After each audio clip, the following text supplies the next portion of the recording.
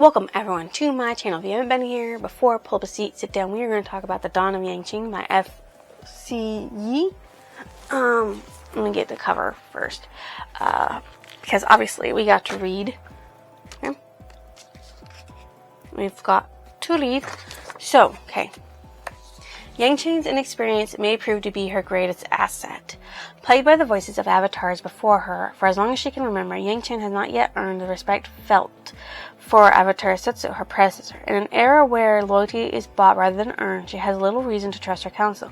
When Yangchen travels to Bin-Er in the Earth Kingdom on political business, a chance encounter with an informant named Kavik leads to a worry partnership. Ben-E is a city ruled by corrupt Shang merchants who have become resentful of the merciful Earth King and his whims. To extract a sense from his influence, the Shangs have one solution in mind: a mysterious weapon of mass destruction that would place power squarely in their hands. As Yangchen and Kavik seek to thwart the Shangs' plan, the unlikely friendship deepens. But for Yangchen to chart her course as a singularly powerful avatar, she must learn to rely on her own wisdom above all else. So this is the third installment of the Chronicles of the Avatars and the third book by FCE. There's one more after this, and that is actually called The Legacy of Yangchen by FCE. And then after that, it goes to, what is his name? Rigby? I think it's Random Rigby. It's Randy Rigby. And he starts next too, which is about the Avatar Roku. It'd be interesting. Obviously, they're probably not going to do one of Avatar Aang, because we know Avatar Aang, or an Avatar Kyoshi either. Not Kyoshi, but Avatar Korra. There are, like, the water avatar after Yangchen that they should probably do, because I really want to do that. I forgot his name already. The one after Yangchen before Kyoshi. So that would be nice if he did that one. Which is really interesting is that FCE actually did the two females, Kyoshi and Yangchen, while Randy Rigby has done Roku, which is one of the male avatars. The other male avatar before Aang would be interesting for them to do, but I really want them to do is do the first Avatar. Because I know we get a little bit of information about the first Avatar, but I think that there should be more of that, because that's really the interesting thing. If you guys have seen Avatar Kyoshi, not Kyoshi, but Avatar Korra, you would see that in it gives you a little bit of background of how the avatars came to be in the first place, with Rava and the Malice one that I don't really remember. Because back then, before the avatars even existed, or the avatar cycle even existed, the first avatar was just a guy who lived on a firebending turtle. And everybody lived on turtles.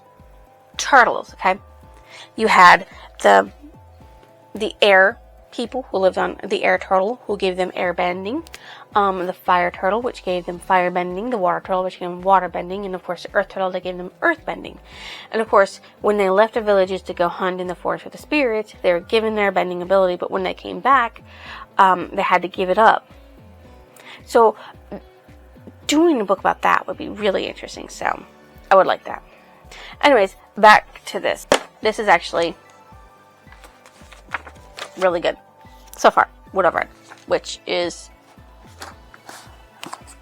64 pages, I believe. So it starts off with Jetsun running through the Western Air Temple, trying to get to the library to find information to calm Yangchen down. Now, Yangchen is plagued, and has for a very long time, with the past of her her ancestors, of past avatars, before she actually officially learned that she was the avatar And then afterwards, she was still plagued by it. So she would see memories of all the previous avatars. And the only way to calm her down was to read from the person who was directly involved in the avatar-ish world with them. So that was interesting. And she's actually a natural at being an avatar, because she does enter into the spirit realm pretty quickly on the first try. And Jetsune is like her sister in every way except for blood, which is still something I don't really understand. The air nomads just have certain people who get together and have children. I know men are raised in the male temples, and the women are raised in the women temples, but is there like a temple for couples to get together to have children? Because they're not raised with their parents. They're raised with their brothers or their sisters. Like, Yangchen was raised with her sisters and the Abba and all that. And then it goes to Kavik, Kavik is a errand boy who runs around stealing information for anybody who will pay him. But he's like an independent. He doesn't work for these people who call the Shang, which are merchants who rule over the city of Ban-Er. He does his own thing, and he actually broke into the Avatar's quarters as she was in Ban-Er on political business, trying to steal some documentation. Now, he didn't know it was the Avatar's residence, or he would have never gone in there. He thought it was just some dignitary visiting, not the Avatar herself. And, he tries to sneak away after realizing everything he tries to run away after realizes everything, and he gets caught. Of course, Yangchen's the one who made him get caught, because obviously you don't want a thief running away. And so she tells the guards, bring him down to the dungeon, but don't hurt him. And when she goes down there, she sees he's hurt, and she's like, "You're fired. I told you not to hurt him. You hurt him. Why didn't you listen?" And so she listens to his tale, which he lied to her about, and she didn't realize he lied, was that, my parents died, I live on my own, I came here to make a fortune, but it was a lie. You can't really make a fortune, and you can't really leave either, because they don't let you.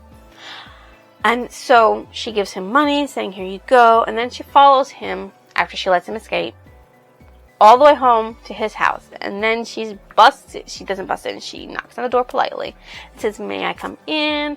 And so she talks to the parents, learns a little bit of information, and then asks to talk to Kavik alone after saying he, stopped the thievery happening today.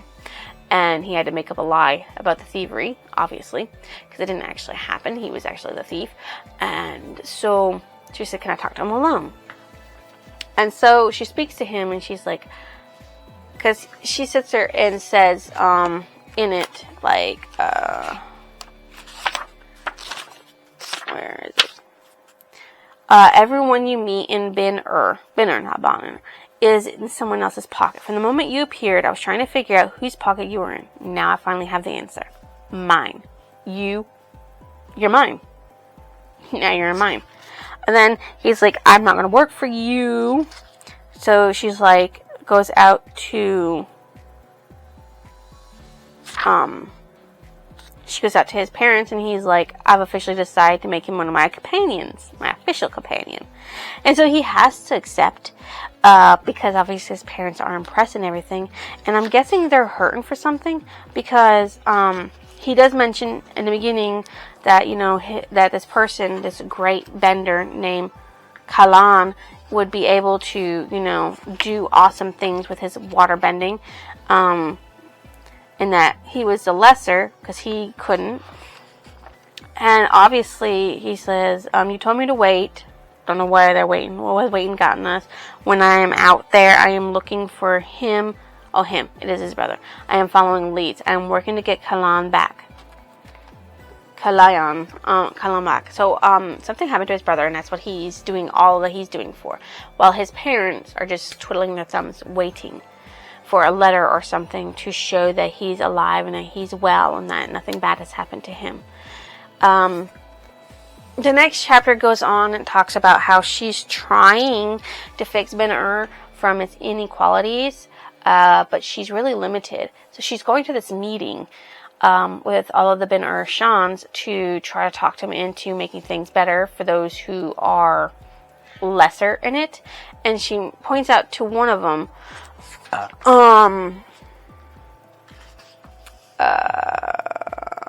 who is it that she points out to? Tian, I guess, he's Shang Tian, that there was a riot because he canceled a construction project, and it was like halfway worked through, and he didn't pay none of the workers for any of the work that they actually did, and she's trying to get them to pay them fairly and squarely, and not trying to, you know, shortchange them. So, yeah. And then, Nohei sits there and comes out with a, you don't have any power here, Avatar. You simply don't. Because you don't have any right to tell us what to do. You just came here. You have no power here. Which is a little trippy because she's the Avatar. She's got power everywhere. She is the authority. But she's like, is there a spirit in the room with us telling you that we have to conform? If not, we don't have to conform. Which is a little shit. It's a little shit. And Sid Dao, who is supposed to be one of her assistants, works for one of the Shangs, and he's just like, you know, likening the Shangs to Avatar, her. He's like, a Zhongdu is like a modern day Avatar. You know, because they serve others in their time, and then they sit there and let go and make someone else serve in their save it in their place. So it's like the Avatar cycle. And you know, I would have been really pissed off if somebody had said that, because it's that Avatar circle is a shit ton more important than being some merchant dude. Like, seriously. So that's where I'm at in this, and it's starting to heat up already. Honestly, I didn't expect it to jump right in, because Avatar Kyoshi's book, The Dawn of Kyoshi, didn't necessarily jump right in. It held off a little bit, because in that one, she wasn't really, you know, noticed to be the Avatar at first, and Yangchen was like immediately known to be the Avatar. So yeah, there's a lot of more action already going on in this, and I can't wait. It made me panicky. It made me panicky. It made me panicky. I read more of The Dawn of Yangchen. Now let me tell you, those people are bitch asses. So she knows she's losing control, right? So she comes up and says something else, right? Because Tian was like, our duty is to manage the flow of the trade between the four nations, right? And then she's like, the Earth King cares about being cheated. He cares about treason. And then she lays down the fact that she knows for a fact that the charters say that they can only have 28 specific authorized grand junks, which means they can only have 28 ships with cargo moving, and that they had 44 docked last month. And she says she's been surveilling the city for weeks, so she knows for a fact that they are doing things wrong, and that if she goes to His Majesty and nothing is taken care of within that time, they will be in trouble, because that's 3 months. So then she decides that she's going to listen in on what they're doing, and she tries to sneak in. Gets herself a little trapped for a minute, panics, because one of the avatars died by being buried alive. And of course, she gets out of it because of Kavik. Thinking about Kavik, who none of the other avatars had met. And then she listens in on what happens. Now, Henshi, he was a middler, and he was panicking because, you know, the Avatar and the Shangs are making it hard for him. So he asked this girl named Mickey to go up to the top of the roof to see if there's anybody up there to listen in, right? Of course, she wasn't up there. She was underground, underneath the building, listening in. So they have this other meeting, and Saido, who is the minister, gets in lots of trouble because of, you know, him not keeping track of what the Avatar knows, or where the Avatar is, or what the Avatar is doing, even though that's his job, right? And so Henshi's like, okay, well, we have this plan. We have Amity, which, whatever the fuck that is, he makes it sound like it's a project, and it's real, obviously, in that it's doing things. So, they've been caught, but Amity, he says, is how they recover their footing, because if they bring into play neither the Avatar nor the Earth King will have power over them, and then they can do whatever the fuck they want in the 4 cities for trading. So, yeah. So she goes back. So she goes back home, obviously, after everything. After Sido and Henshi leave. But they're talking about it. How he might be out and out with the Avatar. And he's like, no, but here's what I need you to do. I need you to go to the Jeondari. I need to make sure that's her next stop. I need you to give this letter to the Zhongdu from there. Because Zhongdu Chaisi, who is the middleman for the Shangs and everybody else. So that way we can get the ball rolling and our shipments can come in and we can build this up and have what we need, right? Right. And then Miki falls off the roof. Of course, when Yangchen gets back, her attendant, Balma is like, oh my god, what happened to you? And she's like, leave me for a while. So she needs to figure out how to get things done. And then she remembered Tian Hashi in her own life and think about how differently things might have worked out had she been able to talk to the old Iron earlier before he donned his armor and reached land. So she's like, I need to be, instead of waiting for shit to happen and then reacting, I need to be reacting before shit happens. So that's why she's going around and she's spying, and she needs to have spies and networks to figure out what the fuck's going on between everybody so she can be ahead of it. Because she's tired of being behind it. So then she's like, alrighty, now I have to get this recruiting pitch complete. And then Kavik sits there and enters into the Golden Cloudberry, which is an inn, tea house for him, and to talk to Kui. So, he's like, here is the envelope that I snuck, and so I want my information, right? And the information he's given the information, which what he's looking for is information on his brother, and he's like, she didn't find,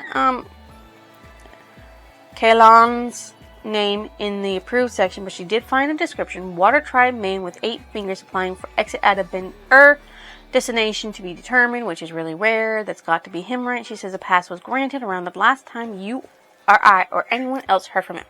So, he left years ago. Where to? Who the fuck knows? So, his whole goal is to find his brother again. So he can drag him home and they can all leave Ben together, as they did when they arrived. And then you have like a flashback, 2 flashbacks, of what happened in the past when he was 12 years old and came to Ben and Kalan had said, all together, we'll go together at the same time, and that's what they did.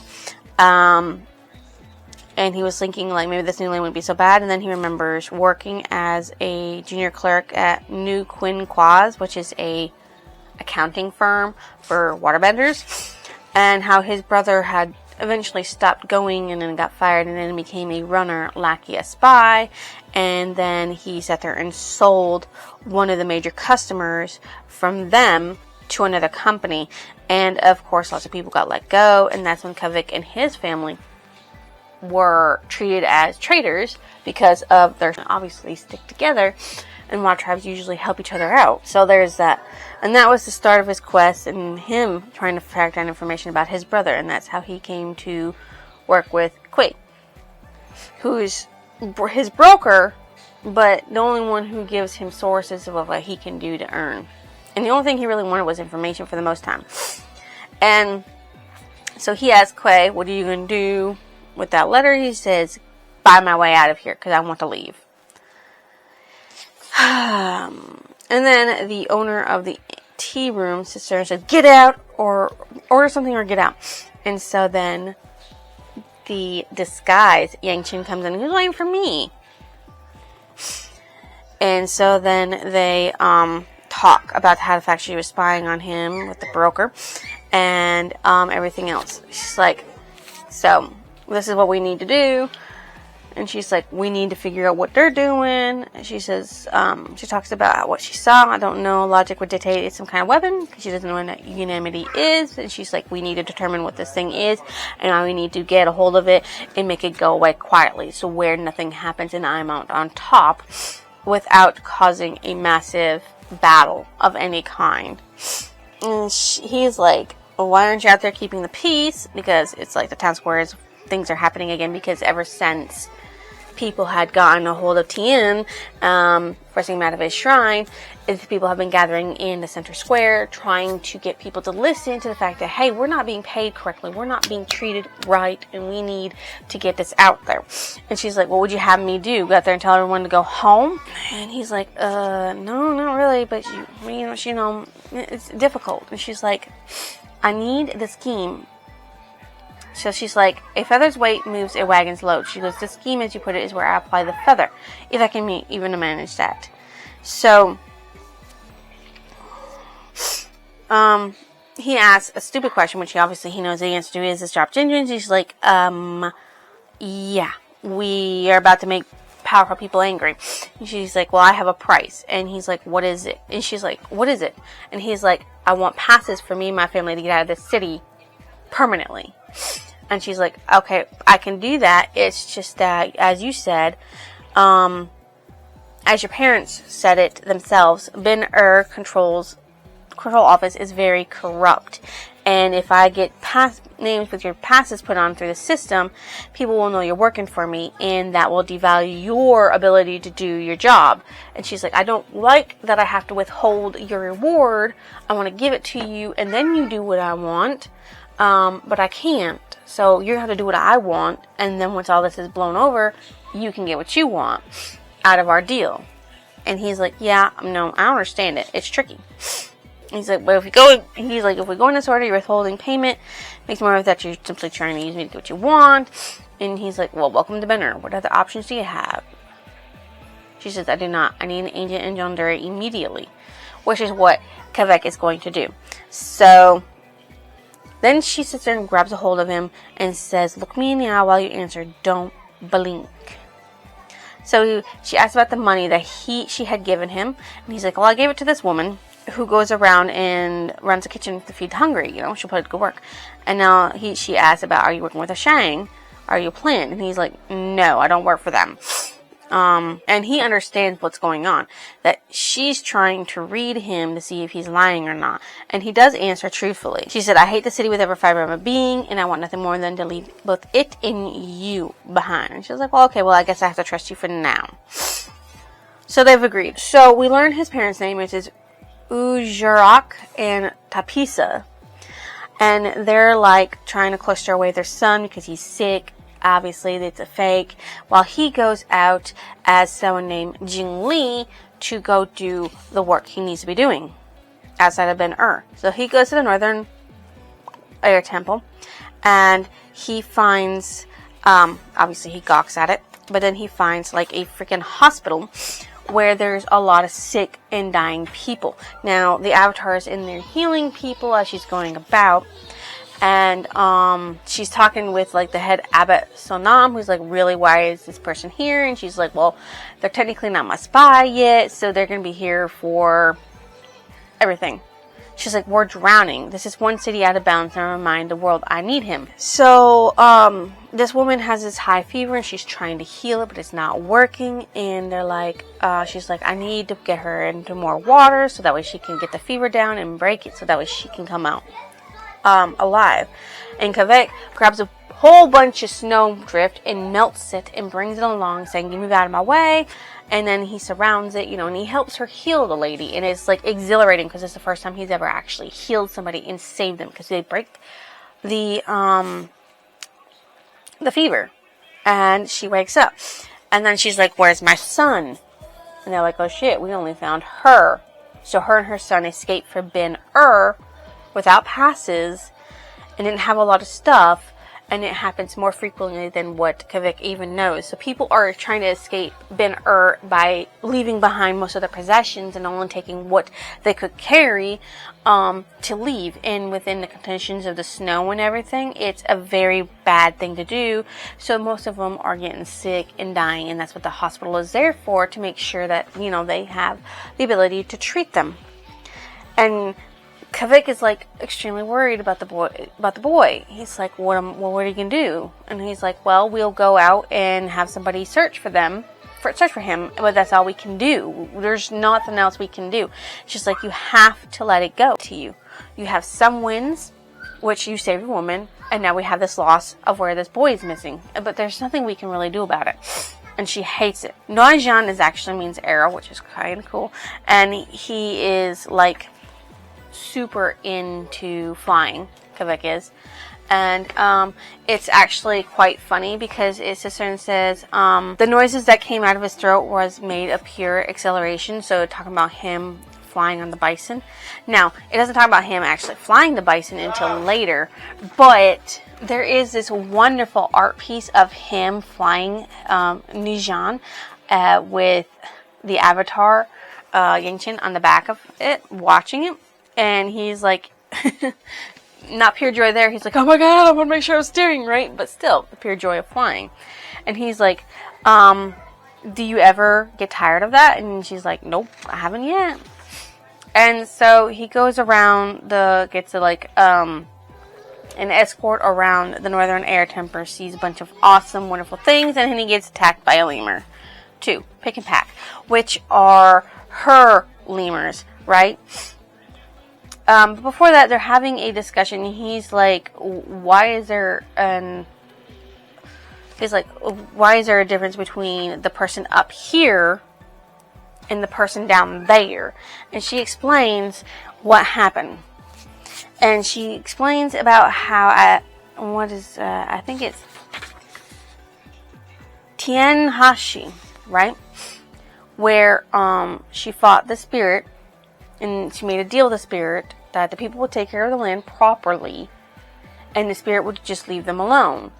And that she had to learn that she couldn't force people to do the right thing, but she could maneuver them. So she could manipulate them to do what she wanted by pitting them against each other, forging letters, lying outright about certain things, which is a different reflection of her while she's up in the air temples, where she's this pious woman.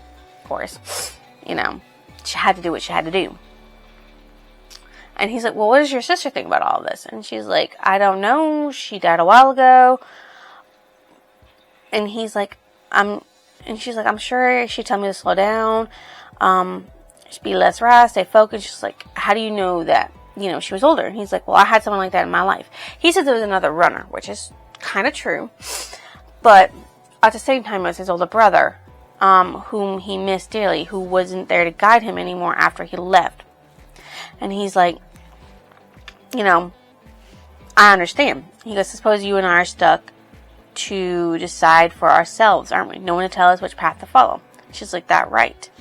And she's glad she changed about someone who understood what she was going through without her sister. And that's when he gets attacked by Pick a Pack. She grabs Pack. He flings Pick off him. And Pick, he flings over the side, not knowing they're flying lemurs. And he's like, oh my god, they're flying lemurs. She's like, you threw them off without knowing? He could fly. He's like, oh, it was attacking me. I defended myself. And then it goes to him having trouble sleeping. And he gets up and looks at the seal onto the air. And he sees the air ball field. And he sees Yangchen out there. Now, Yangchen is expelling her anger through air and letting the wind toss her around without her control. And he's afraid for her because it's dangerous. And he does not go back inside until after, he doesn't go to sleep until after she goes back inside safe and sound and doesn't come back out. Which I think is kind of cute. He cares. When they left, he was allowed to fly Nijan for a little bit before she took over so they wouldn't get lost. So the official cover is, that she's going to hand him to a drop-off, and she's going to rejoin her caravan, and he is going to infiltrate himself into getting close to Chai Si to find out everything that he can about this unanimity. And,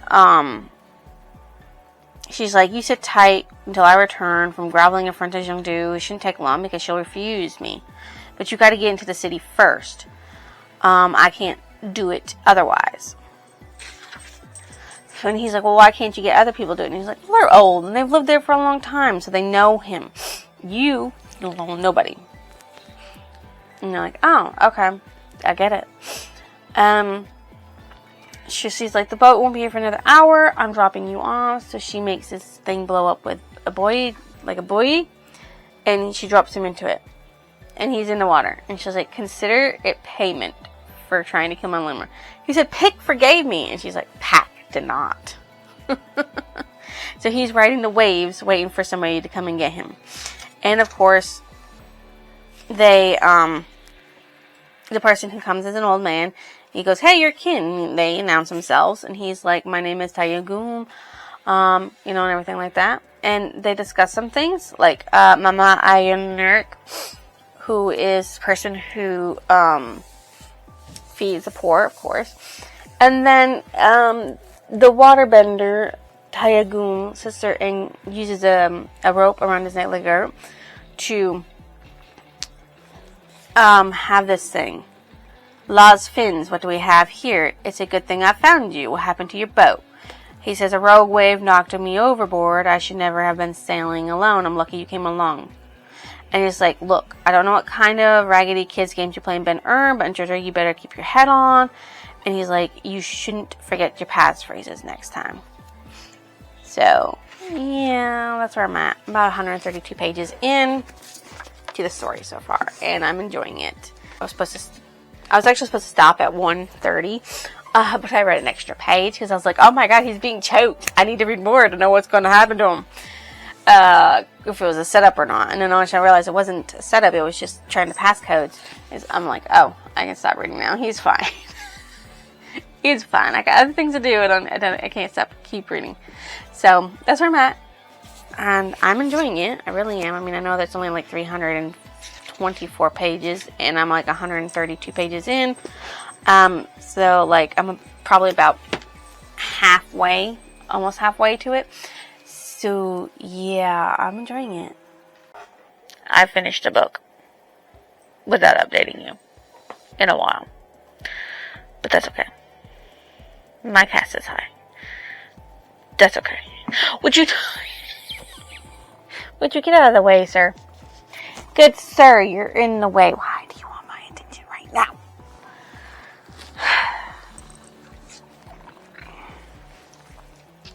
Sorry, he's being really weird right now. I don't know why he wants my attention. Aww. You're my big boy. Okay, you can't be up there because I can't hold you like that while I'm trying to talk, okay? Come here, my big boy. Yeah. Yeah. Yeah. Oh, you're so purry. You're so purry. You're such a purry boy. So, these, okay, where are you going? Are you leaving me? You can't get run my camera, okay? But, sorry about that. No. You can't be right there. You want me to pet you, but you don't want to sit in my lap. Sit in my lap and let me pet you. Okay? While I talk about the Dawn of Yangchen. Now, I don't know what dawning is, but she does some big ass issues too. Okay, would you stop? Stop. Okay, bye. Go away then. Go. This is the life of my cat. My cat who doesn't want to be held by me, but wants my attention. Because, he's just crazy Kiki. Bye, Kiki. And now, I'm probably going to have, swelling in my fucking eyes.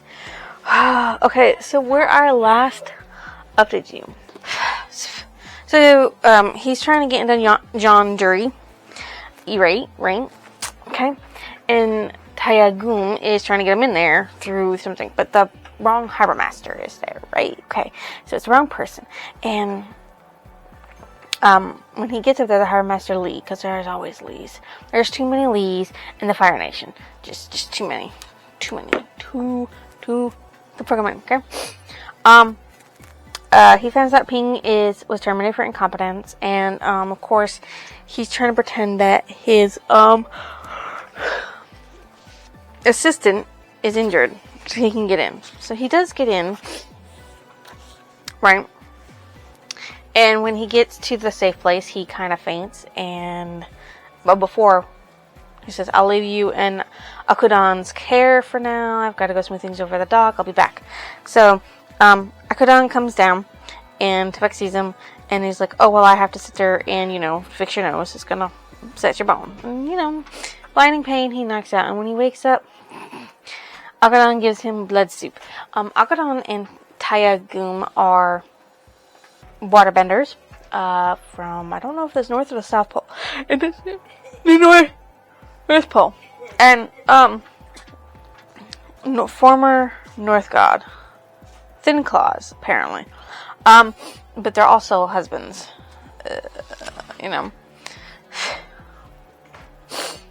So they're like, we're not going to give you no help. We think it's kind of ridiculous that the Avatar would bring somebody like you in on it.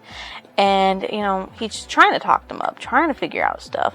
And trying to get in their good graces because, he's been sent by the Avatar to spy.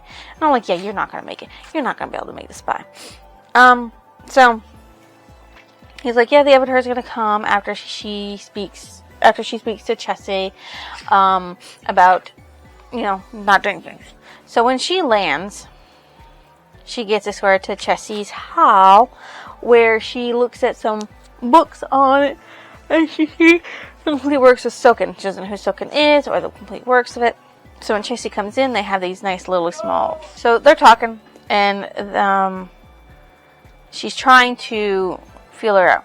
So she talks to Chessie about what happened in Ben-Ur, and she's like, oh, I already know what happened in Ben-Ur, and I feel like we should be allies. She's like, getting A Shang to part with her goal is like watering desert, difficult, foolish, but it can be done. She's like, oh, it can be done.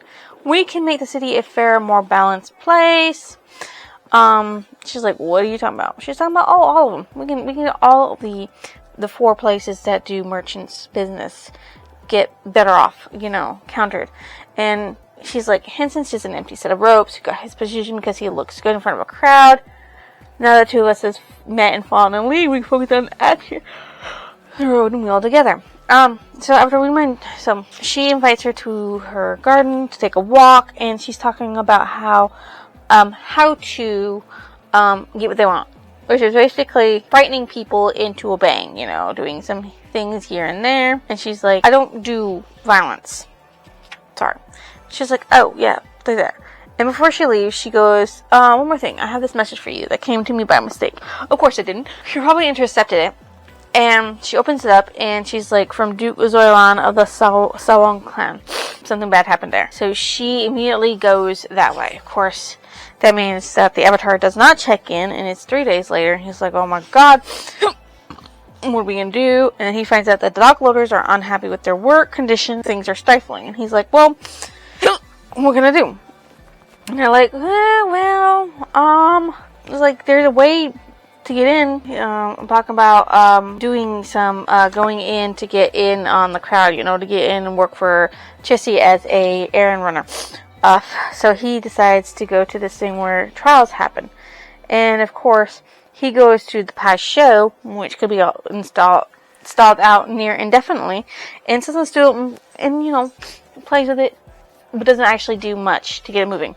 So he gets chosen, and 5 of them get out there, and then 3 of them are told to turn away, and then there's just him and another boy. This boy is all funny and stuff, and thinks he's really good. He was been winning. He's really good at winning.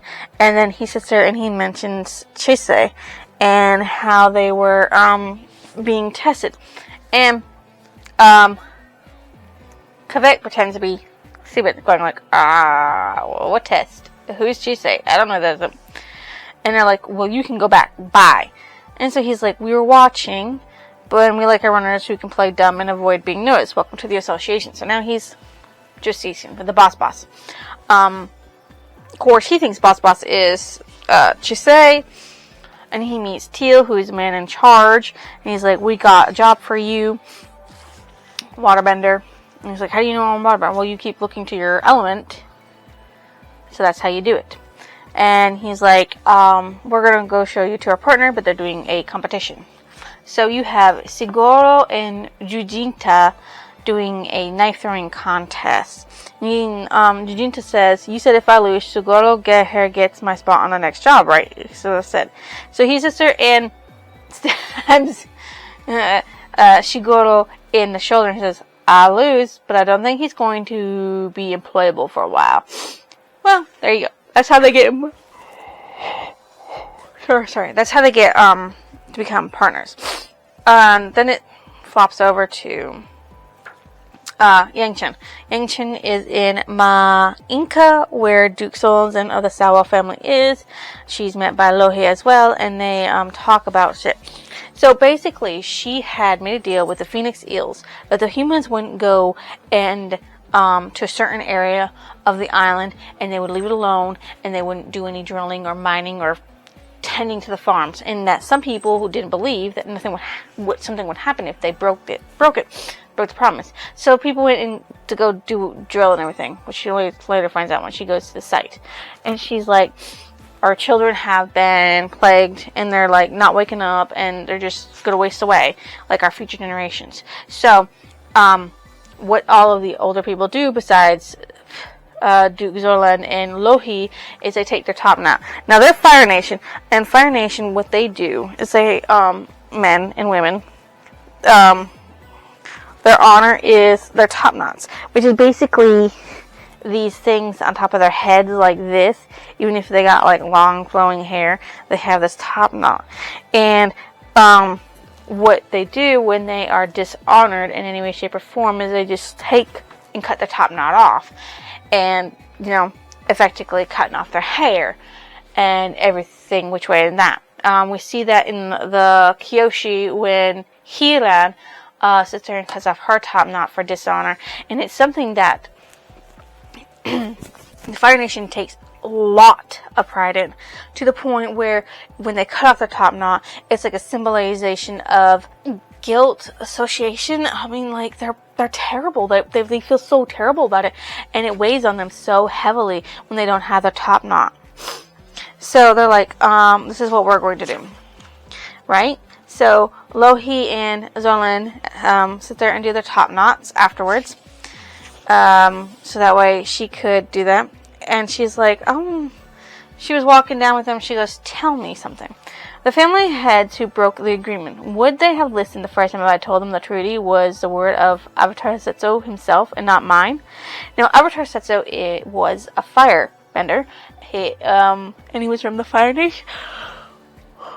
Who's from the Fire Nation? So they're like, well, did you talk to Setsu? And I gave her answer at all. That, yes, they would have listened if she had said it was Avatar Setsu who said it, and not Avatar Yangchen. Even though Avatar Setsu is Yangchen, because they're reincarnated, the soul is reincarnated, they might not have the same personality, because they're raised in different eras, and they're raised in different nations. You gotta think, these avatars live a good 30 to 50 to maybe 60 years old in each of their nations. So like every 60 years a new avatar is born, but by the time they get into doing stuff in their teenagers, a good maybe 70, 80 years has passed before they start actually doing active avatar stuff. So the world changes within that time.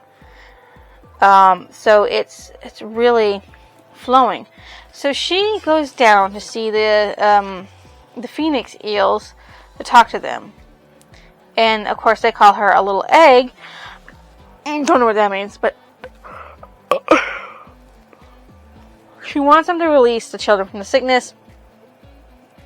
And, of course, she's talking about they've shown their dishonor.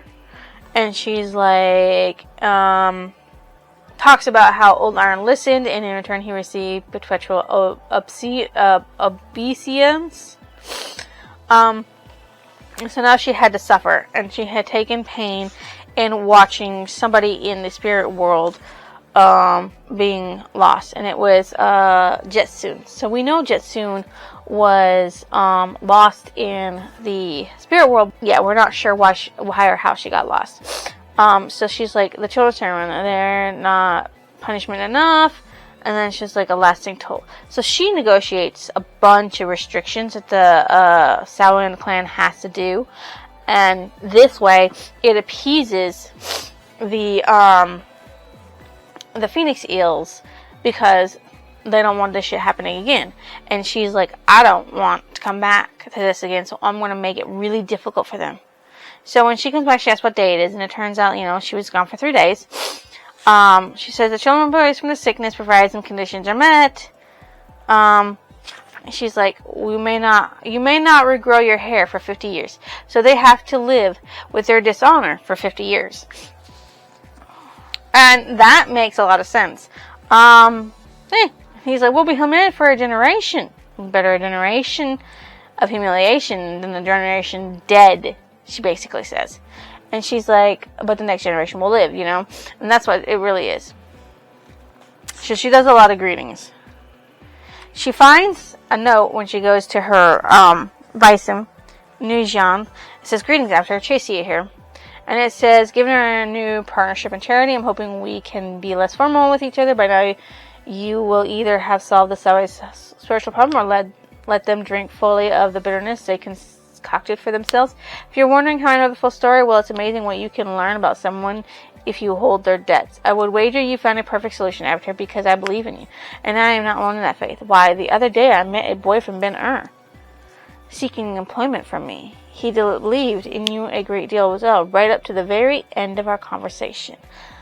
So, she's like, talking about how she found this guy. She thinks it's Kvet, but it wasn't. She said, do you know the best way to catch a spider? You open your door and invite them in. So,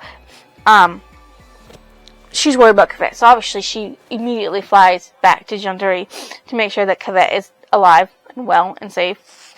And Kvet, of course, has to work with Jujitsu, and his first deal is body cleanup, which means there's 2 dead bodies on a beach. And he's like, they go out there and he sees a Earth government official and Kui, who was his broker, the person who got him contracts for him to work when he was in Ben-Ur. Okay, so he throws up and he's like really devastated, and he says, alright, so Teal gives out a story about how everyone here has just seen the person named Kvet and Jin to get on a boat with a fellow dressed with a high official from the Earth Kingdom and a youth with a pock-marked skin wearing the latest fashion from Ben-Ur and going on a voyage. Only Junjinta and Kvet came back. There must have been foul play. You'll testify as such, should authorities from outside Jundura come asking. So they're trying to set up an alibi to where if Junjinta and Kvet say anything, it will, they'll just say, oh yeah, they did it. They killed him.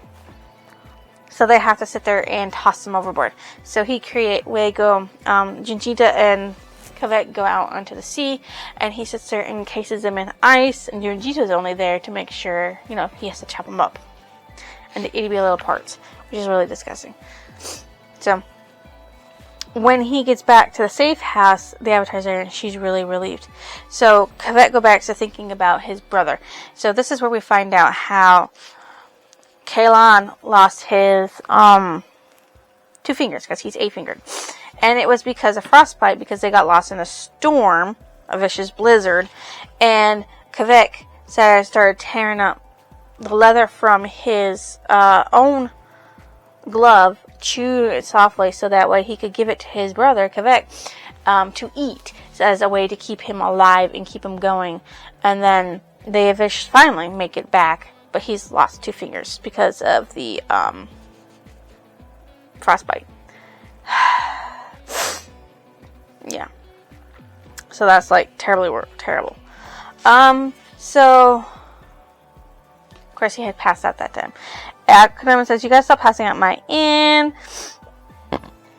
And then they talk about the Key and the person they sent. Of course, Key was supposed to actually go to Taku, but he went to Jeonduri instead. And he's like, I don't understand why that happened. And they're both blaming each other, well, blaming themselves. Yangchen's blaming herself, and he's blaming himself for what happened. So she sits there and goes a little wild because they're like, this is your call. What do we do? What do we do? What do you do? And she's like, I don't know. So she runs away. He's like, well, the guy's like, where's your lattice beach around here? Because he remembers watching her because they didn't know where she went. She wearing this guy's. And he goes to follow her and watches her for a little bit until her little whirlwind is free. And then they have a talk about the fact that the Earth Nation merchant was Sadao. And so Queen and Sadao, for some reason, went there together. Sadao was obviously killed because he went there and he sends orders for unanimity and was denied. Obviously. Yangchen's like, we're pulling out. Okay. And he's like, no, we're gonna do this. He's like, this is an opportunity. And we gotta, she's like, well, let's sleep on it. He's like, most of the world thinks I dictate who serves me and who doesn't. If you're asking me if you're my command, the choice is yours, Kvek. And it always has been. He's like, I know what I choose. So he's choosing the Avatar. But he's a really wish-washy person. And while they're waiting for an assignment for the raided warehouse, Kvek gets Junito to open up. And he's like, I murdered my brother and it can't be forgiven. And that's why he says his rituals and his prayers, because he's trying to ask the spirits for forgiveness. And he's not getting it. And then a flashback of how they're talking about what they need to do. And the missions and everything. So she gives him a bison whistle for Nijian in case he gets in trouble and he needs to blow it. And he's like, it's nothing I can't handle. So they're like, what's the count size? It should be 5 right now. But it's actually like a lot of people. And there's a fight that breaks out and ensues. And he saves Junito's life in that. And then he defeats the men soaking the warehouse. Because one of the workers lights everything up on fire. And so Kvek, with Junito's help, he gets the water that's up there for the sprinkling system to quiet it all out. So now they got a bunch of bad shit. Okay. And you also learn he's a Yuyan. Junito, whatever Yuyan is. We don't know what that Yuyan is. Yeah. So when Teal gets there, like, you didn't think this through, and so he's going through the logbook over everything in there. All the stuff that's, like, derelict and fine. And he's like, well, half of this shit is bad, and, we can spin it either way. You saved half of it, or you destroyed half of it. And we're gonna let the boss decide. And he's like, your raid, your loss. Pang, who is the one in charge of the raid, is like, you said it with not enough strength, left us hanging with this because I'll explain the Jisei myself if I have to. And Teal literally kills him and says, Jisei, I don't know who Jisei is. He's like, dude, you just killed the guy. Yeah, well, it was his time. Junito wanted to go with him, but he's like, don't worry about it. And so he's brought to the boss. And guess who the boss is? His brother, Keilan, who is a plant that's been in deep in Chisei because he works for Henshi, which is like, and he's like, join me, brother, join me. And we can take over Binar with humanity. Henson goes in person to see Chisei. She's like, okay, I relent. You can do that. The best place for humanity is Binar, but I need more time. So he leaves. But here's the thing. Okay. Kalan's in his pocket. Kalan has a signal that he can have that will let him know whether not to move. And so Kvek and Kalan are confronting each other, and he's like, you left them and all this stuff, and like, technically I'm working for Henshi, and this is where he lays out his plan. So he wanted the better of his family, but he was gotten deep and he had to see this through. So his goal is to get Hensi the anonymity, so that way Hensi can control Ben-Er like they do Junduri. He's like, I want you in on it. We can trick the Avatar. Everybody will get what they want. Nobody will get hurt. Everything will be fine. And it's like, you don't owe the world. You owe me. I'm your brother, not the Avatar. So he's like, just tell me the story I need to give her. He betrays the freaking Avatar for his brother. Because, I mean, like, I understand it's his brother. He loves him. And he only knew the Avatar for a little while. I get that. But the Avatar is good and just, and your brother is working for fucking criminals, basically. And you're just gonna be, like, working for them now? Jeez, fuck me in the ass. So he goes back and tells his little lie about it being in this other port, and that it will be sailing from this ship called Sunbeam, and that they might be able to catch it. So she immediately leaves to go do that. And while he's doing that, he stays at the association, and then he gets on a boat to go back to Ben-Er with the very boxes containing an enemy. Alright, so Yangchen makes it there, but first we go back to a flashback to the first time she went into the spirit world, where she got seen some shishi. Now, Yangchen, of course, is very closely connected to all of the previous avatars, and one of them is fucking terrified of the spirit realm. So the shishi come to attack her, and to get her to safety, Jetsun tosses the avatar up and over a big ass area and says, "Wake up." And when she does wake up, Jetsun did that. When she gets there, she realizes she's being tailed, and she knocks them out. One of them sees her, and so she decides to go to this place, and she knocks on the door, and she said, "I want a game. You're not going to hear me get the board." And then she's like, "Okay, well." Not the answer she wanted. Was like, "You're not a member. I see you favor the White Lotus Gambit. Not many still cling to the ancient ways. Those who do can always find a friend." And that's what she says. So she's doing this little back and forth thing because they won't let her in. So she's like, Jasmine 1-7, Rose 2-6, White Lily 3-6, Chrysanthemum 4-6, White Jade 5-6, Rhododendron 6-6, Dragon at 2-6. Start with not weed at 2. And basically what it is welcome sister, the White Lotus opens wide to those who knows her secret. So you're supposed to open it wide, right? He's like, I gotta talk to a high rank member. So eventually she gets in there and she collapses. And when she wakes up, there's a woman there, and she's like, "You can call me Mama." And Mama apparently knows like fucking because apparently they know everything about the Avatar. So apparently they've got spies everywhere, so nothing in her life was sacred or anything of that like, and it really, really pisses her the fuck off. And she was trying to give her information about go talk to previous avatars to figure out what to do. She's like, "I already tried that. It didn't work." She's like, because like the White Lotus is always about reacting to things that have already happened, and she's like, all of the avatars, all their lives are full of regret. Lost chances to make the world a better place. To me, that's what sticks out sharpest in their memories. Their regrets over the times they did nothing. She's like, so I'm not going to be like them. I'm going to be reactive. Or retroactive. And she's going to react before shit happens. So she's like, oh, well, we have this noise going on. Because she's like, let's trade. Deal for deal. What are you here for, and what am I here for? And so the woman, Mama, she was there for lights and noises, which might be spiritual shit going on. And she's like, I'm not here for that. I'm here for the sunbeam. So they talk about the sunbeam, and she's like, nope, I don't remember that. And she's like, well, all right, let's go see what this is about. And they find a training area. Now, what I think, I'll let you know what I think when I get to it. Quebec's on board the Queen of the Mashu, who is bringing the unanimity, and there's like 3 benders there. One is a woman named Ying Su, another man named Zhao Yun, and Thapa. Now, all they do is eat and guard these 2 big ass boxes.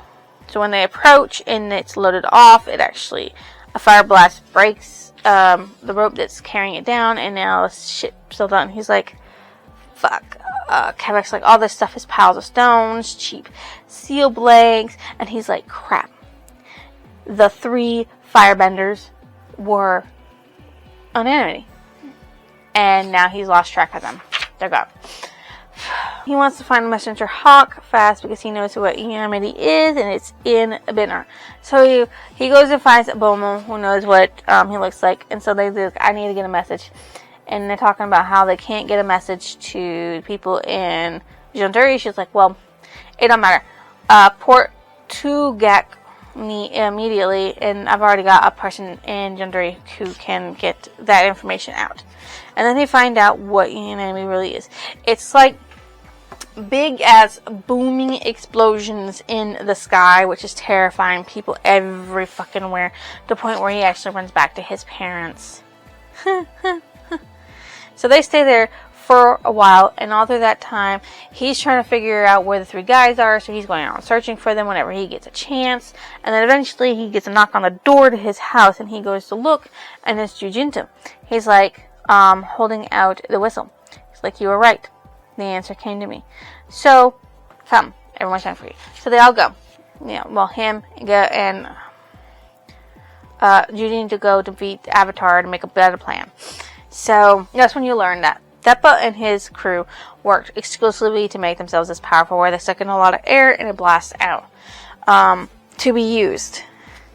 And it's a lot. So he's like, our rate went up, you gotta pay us more. Because, you're desperate. The Earth Kingdom army's on your doorstep and you want us to keep working, so you have to give us more money. He's like, fine, if I'm paying you that much, let's draw some blood. Kill some people. So he's like, I'm going to go after the Water Tribe quarter. But when he goes to suck in breath, he's like, Hensi's like, what are you waiting for, Theppa? Do your job, what I told you to do. And he's like, I'm trying, but it's like I'm not getting enough air, and he like faints. Hisun doesn't faint, and the air is let up once he realizes that 2 waterbenders came in and grabbed him and walked away. And Hans is like, oh, how did you know I was? How? She's like, trade secrets. Unfortunately, I don't try. My last instant. So they get the other male, is Yang Yu that way. But the last one, Jingsu, figures something's going on, so she sits there and gets a stalemate. So, in this stalemate, she walks forward saying, you stand before the Avatar, we will talk, we'll come to terms. A fireball gets at her, so he's like, Jujinto steps up and goes, I can do this, just let me do this, I will do it, just let me aim. And so, she had baited her, and Jujinto was like, Phoom! And, of course, he hit the wound in her shoulder where a dark artery, collarbone, dark arterial blood spilled, so he hit an artery. So, Yangchen yanked out the weapon and healed the woman. Of course, the woman fucking fainted. So they got them all, right? Vix is in his room, and the Avatar comes, and they talk about his betrayal, and how he didn't have to say anything, and nobody would ever know. But he couldn't live with that, so he's like, I'm glad I did it, I don't care, I know I did it. And I deserve it. I want everybody to know. But you can tell him that I betrayed. There wasn't, he didn't need an apology. She's like, now I can't trust anything you say ever again. But you're one of my assets. You're not my companion. You're one of my assets. Because you know a lot of shit. And you're in deep. She goes to the Earth Kingdom's capital, Ba Sing Se, in the middle ring, waiting, which is His Majesty. And they talk about what happened in Ben Ur. And she spins it that there were spirits happening and that she quelled them. And he's like, well, I'm going to do my own investigation because Hensei said he had something for me and he wanted to talk. So I'll continue my investigation. If I find out that anything else was involved besides spirits, I'm going to be really angry. So she lies about a lot of things.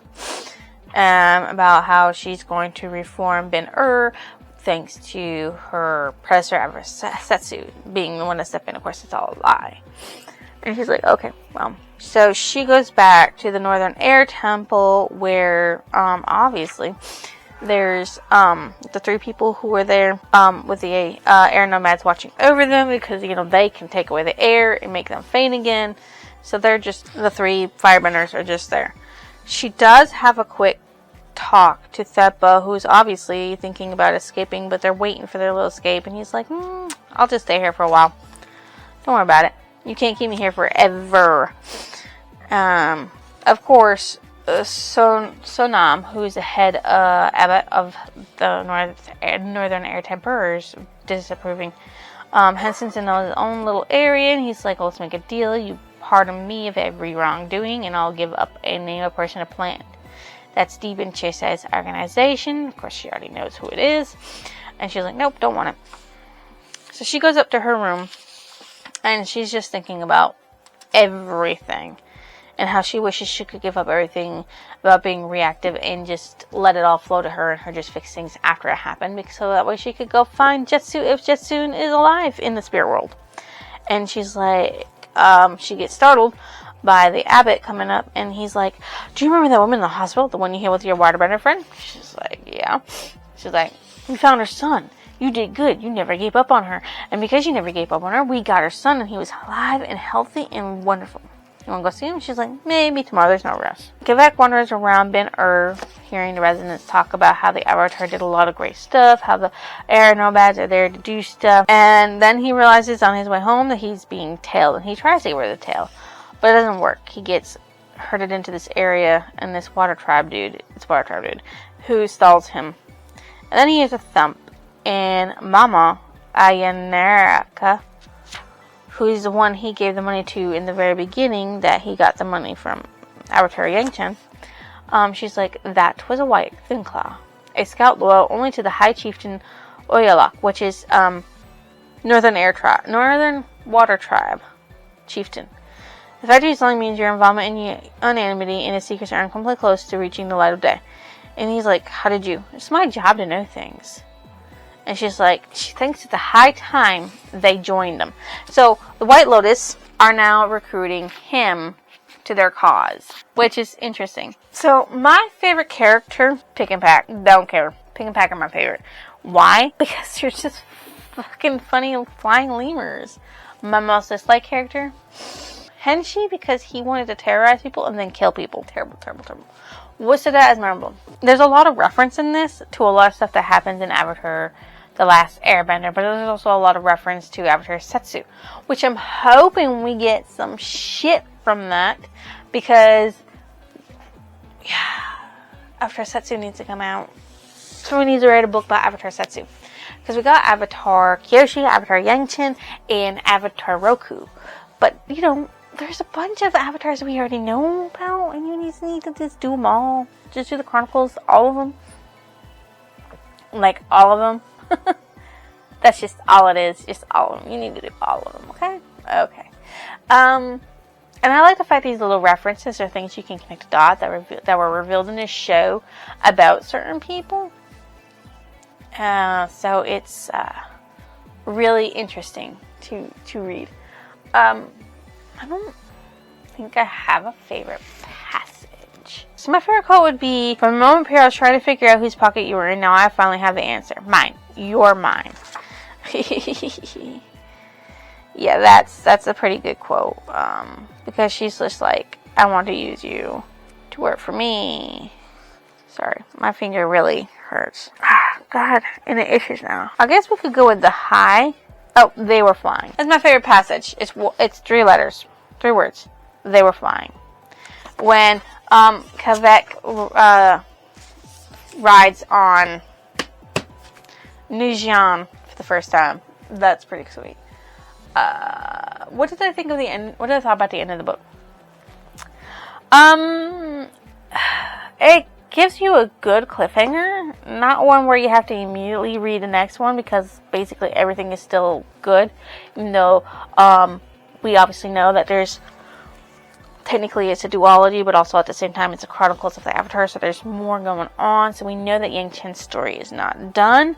Now we also know Kavek's story isn't done, and if she wasn't a nun who vowed not to be with a man, I would hope they would get together with Kavek, because, like, that'd be pretty cool. In my book. But I'm really, really glad that Kavek's gonna get his redeeming arc, because I think he was manipulated by his brother and the love he had for his brother to betray the Avatar, because obviously he felt like shit afterwards, and then he immediately thought about, you know, helping the Avatar, because he was like, well, don't go to that port by yourself looking for the sun beam let me go with you. And she's like, no. You gotta stay here. Gotta be safe. So he literally was having a difficult time trying to betray her to begin with. And it's really, really sad. And that, what book did it remind me of?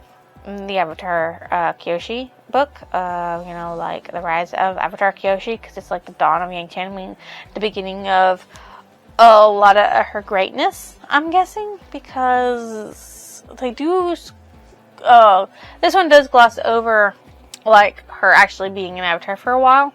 So she's, like, becoming into her own person as her own avatar, sacrificing herself and everything for others. Of course, as you know, this is a part of a series. It's called The Chronicles of Avatar. This is the third book in the series, but it's also technically a duology, and there are 2 books for the Yangchen. So there you go. I rated this a 4. It probably would have been higher if they sat there and made like Kavek not betray the Avatar. That would have been better. Like, he could have been like pretending to betray the Avatar, but not actually betray the Avatar, and it'd be like, oh yeah, you got my message, didn't send you in the wrong direction and shit. But no, they had to make him betray the Avatar, and that really fucking sucks. Donkey ass balls. So that's about it. So if you guys think I deserve a like, comment, or even a lovely subscription, why don't you go ahead and drop it down below. I will see you next illusion.